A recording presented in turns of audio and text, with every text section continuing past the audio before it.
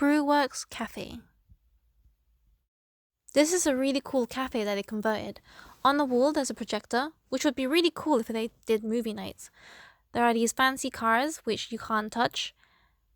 And there is a menu, is all in Korean.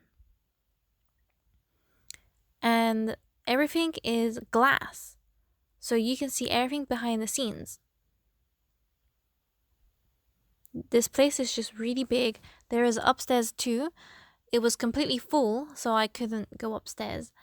So I decided to sit downstairs.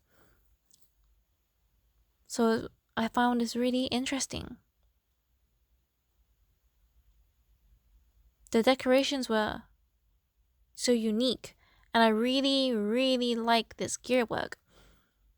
So I'm actually stood on a stage-looking area. There are some speakers on the side, so it looks like they play live music or something. Thanks for watching. Please like, comment, and subscribe. Bye!